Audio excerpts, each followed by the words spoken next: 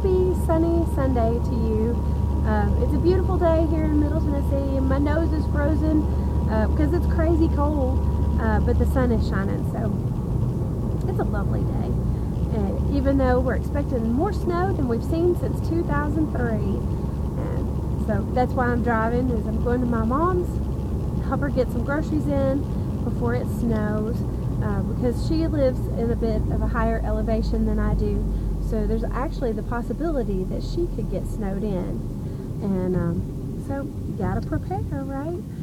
Everybody's always rushing to get milk and bread, which I think is hilarious because it's been since 2003 since we've had enough snow to even, I don't know, really count. So, but it's exciting times all the way around.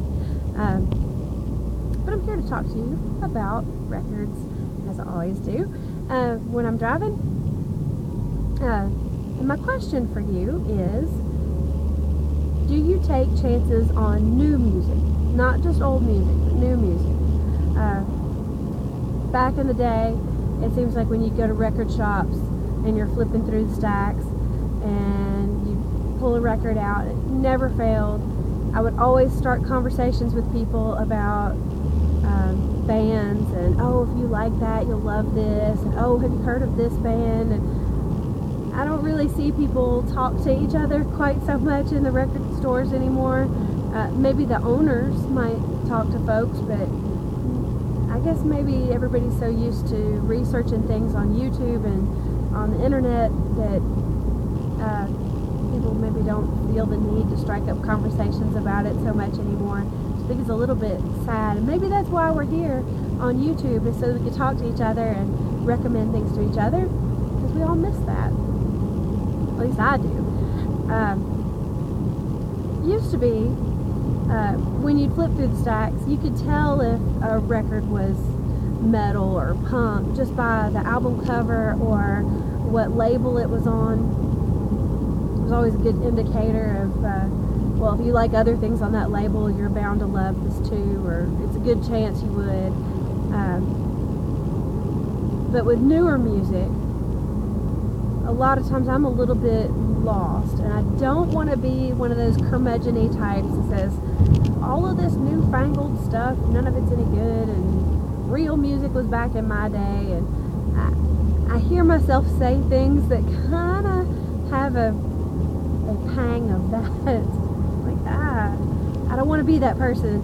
I want to be open-minded that youth of today has things to say too, and they've got interesting ideas to bring to the table, and are not just rehashing old awesomeness that I loved before. At least we hope that.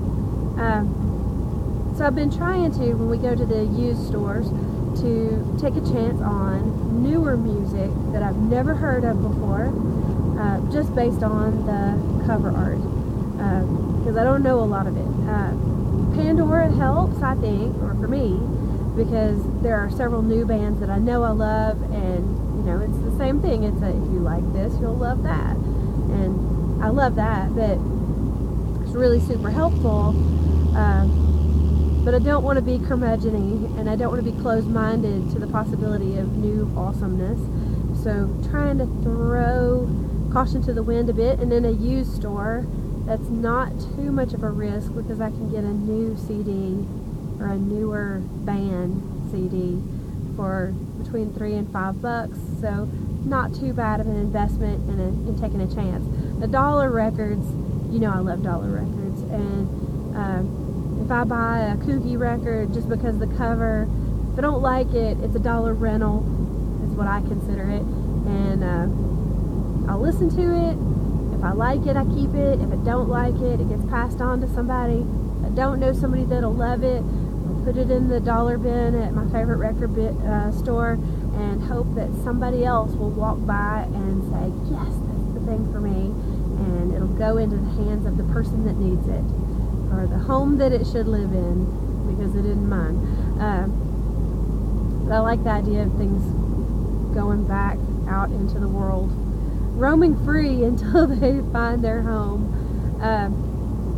So I'm going to try to be more like that with CDs as well, even though it's a little bit more of an investment. I think it should make for a more interesting collection, and hopefully keep me from being a old curmudgeon. I bought several things the other day, and I've yet to give them a spin, but I'll let you know how it turns out. One thing I just bought because it had a picture of a bunny on it, and I'm interested to see what that's like. And another one I bought because it looked like it might be something kind of garagey, and we'll see.